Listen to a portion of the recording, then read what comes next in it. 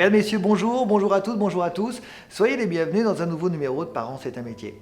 Bien qu'il soit impossible de prévoir exactement le déroulement du quotidien avec bébé, il est préférable de parler de ses attentes et inquiétudes avec son partenaire avant son arrivée.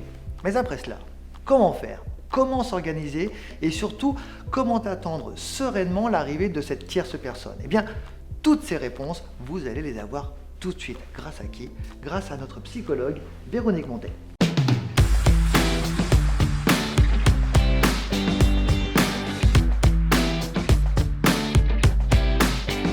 Bonjour Véronique. Bonjour Guillaume. Comment ça va ? Très bien.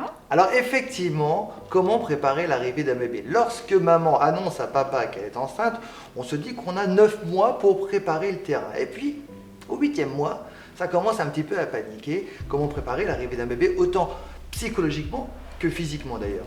Ah, ça, c'est une question que se posent beaucoup de parents, normal. Ouais. Et puis le papa peut-être aussi.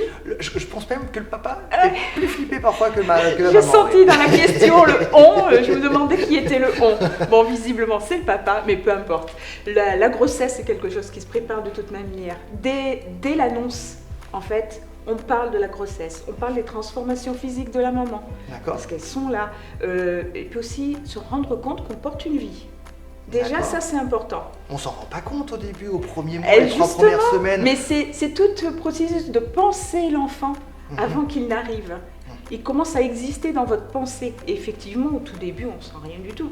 C'est tout petit. On sait même pas qu'il est là On a du mal à réaliser. D'où parfois les cas dramatiques de déni de grossesse qui peuvent arriver, mais ça n'arrive pas systématiquement. Mais justement, c'est pouvoir parler à chaque étape.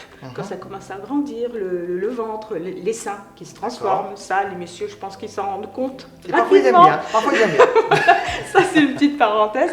Et tout ça, c'est partie du processus d'acceptation, d'accueillir l'enfant.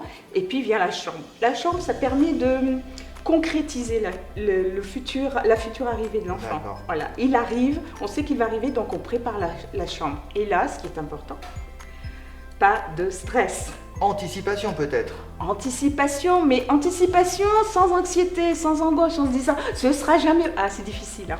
Et oui, c'est difficile, non mais j'imagine. J'imagine très bien, parce qu'en même temps, il faut se dire, bon déjà, on sait que c'est un garçon ou une fille, donc déjà, alors, la couleur bleue ou rose, c'est un peu désuet, hein. On n'est plus dans cette pratique-là aujourd'hui, mais on se dit, oh, il y a une petite couleur, oh, j'ai vu ça sur Internet, le petit lit qui va avec, c'est magnifique, etc. Donc, ça, j'ai envie de dire, ça fait plus plaisir aux parents, aux enfants, parce que l'enfant, quand il arrive, qu'est-ce qu'il fait ? Il dort. Il dort au moins 19 heures par jour. Oui, et le donc, reste, il crie.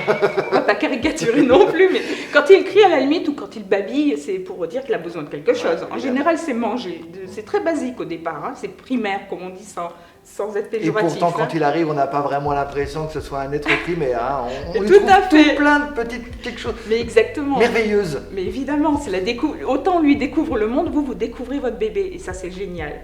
Donc la chambre, oui, il faut la préparer, il faut la rendre sécuritaire. Avoir le lit, enfin le truc basique. Enfin, à la limite, déjà, si vous avez le lit, vous avez la chambre. Les habits. On en parle des habits. Alors, est-ce qu'on doit acheter ou au contraire, déjà, on attend que les parents offrent ? Voilà, c'est ce que j'allais dire. Comptez sur vos amis et la famille. Je pense que vous allez en avoir des habits de toutes les tailles, parce que ça grandit assez vite, à cet âge-là quand même. Et puis bon... Quel est le trousseau de base ? On doit avoir un peu de couche, j'imagine, un petit peu de lait. Ça, je pense que les sages-femmes vous le disent facilement. Moi, en tant que psy, je fais comme toutes les mamans, je m'adapte. Hein. Je dis, bon, il a besoin de couche, il a besoin d'un pyjama pour dormir, une autre tenue pour la journée, parce que je trouve que c'est important de faire la différence entre jour et nuit. D'accord. Donc, ça permet d'avoir un rythme, voilà, même s'il dort beaucoup. Et puis voilà, après, vous faites confiance, c'est ça que je veux dire en fait, c'est se faire confiance. La chambre, c'est concret, c'est clair, mais l'enfant, il s'en moque au départ. Tout ce qui compte, c'est qu'il se lit, rassurant, et puis les parents. Quand il pleure, les parents viennent, ils le caressent, le bercent, c'est tout ce qui compte pour un enfant. Donc pas de stress, c'est ce que je veux dire en fait. Justement, comment se rassurer ? Comment acquérir ce recul qui permet d'éviter le stress. Le recul, vous prenez quand vous observez votre enfant. D'accord. Quand vous l'observez, vous voyez son fonctionnement. À partir de là, vous comprenez qu'il ne fonctionne pas comme vous. Par exemple, la chambre c'est important pour vous, mais pour lui ce n'est pas forcément. Tout ce qui compte c'est que vous soyez là. Déjà quand vous avez ça en tête, ça vous permet d'avoir du recul et d'être moins stressé et anxieux pour l'avenir, le bien-être de votre enfant. Voilà. Laissez-vous guider. Tout simplement. Faites-vous confiance. Merci beaucoup Véronique pour tous ces conseils et on se retrouve très très vite pour de nouvelles aventures.